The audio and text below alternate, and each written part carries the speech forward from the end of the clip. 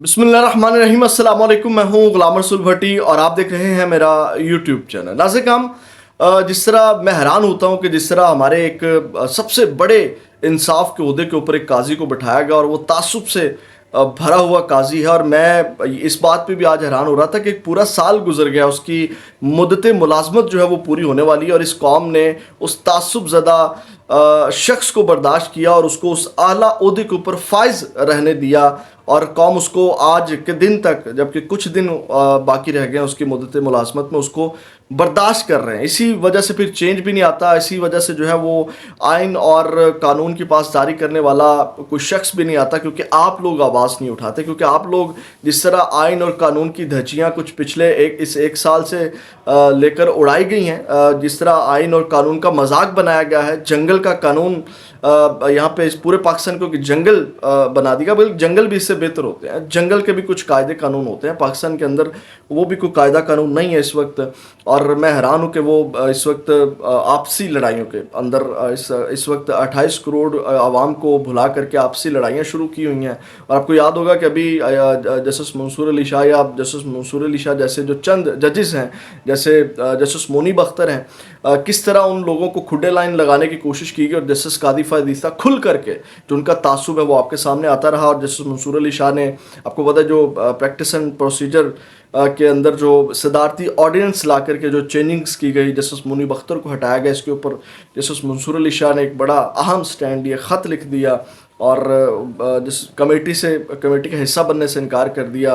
जब तक full bench नहीं बनाया जाता, उसका फैसला नहीं आ जाता, तब तक जो है वो जस्टिस मंसूर अली शाह ने कहा कि मैं किसी कमेटी वगैरह का हिस्सा नहीं बनूंगा। तो आज उस जो है वो यानी कि उस ख़त में भी पूछा गया था कि जनाब जस्टिस मोनीब अख्तर को क्यों हटाया गया है, तो उस ख़त का जवाब दिया गया जस्टिस कादी फैज़ की जानिब से। और ये 11 वजूहात बताई गई हैं जस्टिस कादी फैज़ साहब की जानिब से कि जनाब इन 11 वजूहात की बुनियाद के ऊपर जो है वो जस्टिस जो मोनीब अख्तर है उनको हटाया गया। आपको यहाँ से आइडिया होगा कि जो हक और सच के साथ खड़े जजेस हैं वो किस तरह कादी फैज़ साहब को खटकते हैं, इसके ऊपर बात करेंगे। और आपको याद होगा जब जस्टिस उमर अताब बंदयाल थे, और उस वक्त भी मैं बात करता था जब कादी फैज़ साहब बड़े असूल पसंद बनते थे, ख़त लिखते थे, बाइकॉट करते थे, चैम्बर वर्क करते थे, उस वक्त जब ये तमाम चीज़ें कर रहे थे तो मैंने उस वक्त भी कहा था कि ये कादी फैज़ आज जो बो रहे हैं ये कल को इनको काटना पड़ेगा। और वही हुआ कि एक साल से वही चीज़ें इनको काटना पड़ रही है। मैं उस वीडियो पे नहीं जाता, मैं उस वीडियो की मजम्मत करता हूँ जो लानत शानत भेजी गई है। डेफिनेटली मैं कभी भी इन चीज़ों को प्रमोट नहीं करता, लेकिन वो चीज़ें आपने देखा आवाम में वो गम और गुस्सा, वो जिस तरह चीज़ें, हालांकि मैंने इसके ऊपर व्लॉग भी नहीं किया, व्यूअरशिप लेने के लिए मैं वो उसके ऊपर पूरा एक व्लॉग ठोक सकता था और कादी फैज़ साहब को ठीक ठाक धो सकता था, लेकिन मेरा ज़मीर गवारा नहीं करता कि मैं इस तरह के घटिया चीज़ों को जो है वो प्रमोट करूँ। बारकैफ नाज़िर, का जवाब ये दिया गया है कादी फैज़ साहब की जानिब से। उन्होंने कहा कि सुप्रीम कोर्ट के सीनियर तरीन जज जस्टिस मंसूर अली शाह ने प्रैक्टिस एंड प्रोसीजर कमेटी के इजलास में शिरकत से इनकार किया था।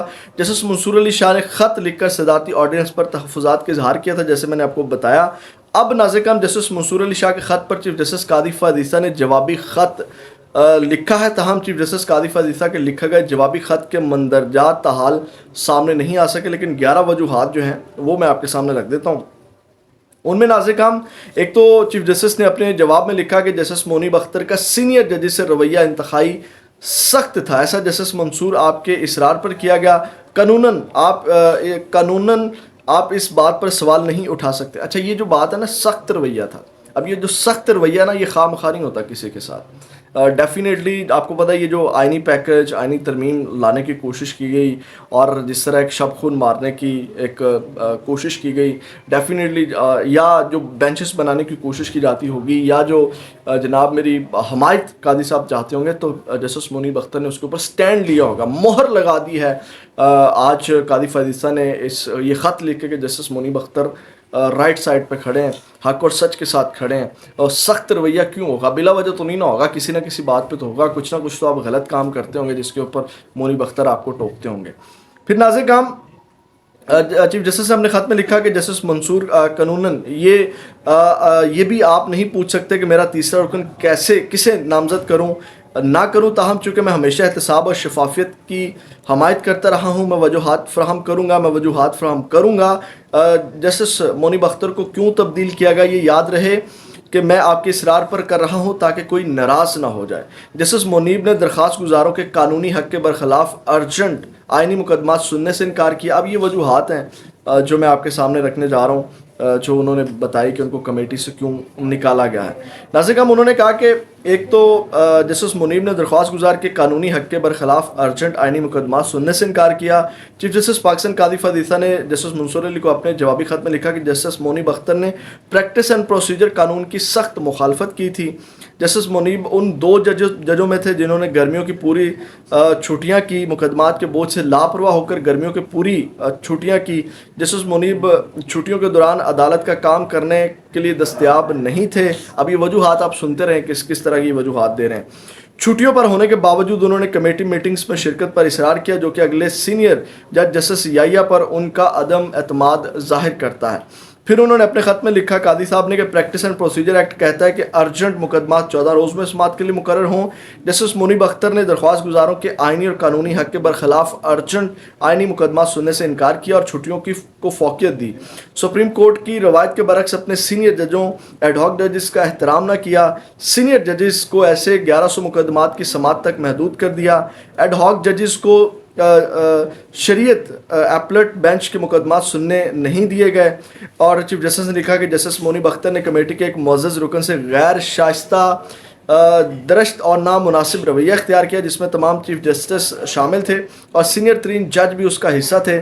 جسٹس منیب اختر محض عبوری حکم جاری کر کے 11 بجے تک کام کرتے ہیں۔ جسٹس منیب اختر کے ساتھی ججوں نے ان کے اس رویے کی شکایت کی۔ آڈیو لیک کیس پر حکم امتناع جاری کر کے وہ کیس کی سماعت کے لیے مقرر ہی نہ کرنے دیا گیا۔ یہ دیکھیں کس طرح کی وجوہات دی گئی ہیں، پرسنل قسم کی، ذاتی نوعیت کی، یہ ساری وجوہات ہیں۔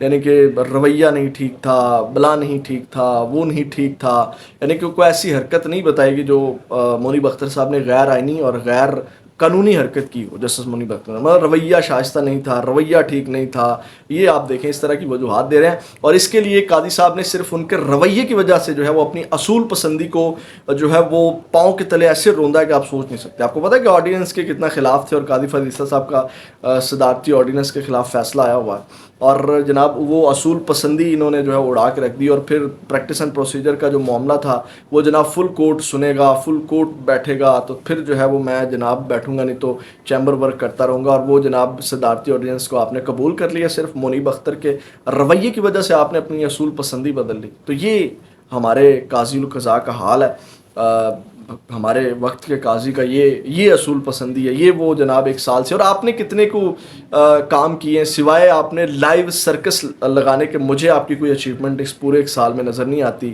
سوائے آپ نے وہ مرے ہوں کے کیس لگا کے، جو اس دنیا سے گئے ہوئے جن کو اتنے عرصہ بیت گیا، ان کے کیسز لگا کے وقت ضائع کرنے کے مجھے نہیں لگتا آپ نے کوئی کام کیا ہے۔ یہ نہ کام اب تک یہاں اپڈیٹس تھی۔ اپنا بہت زیادہ خیال رکھیے گا، اپنے اس چینل کا بھی۔ پاکستان زندہ باد۔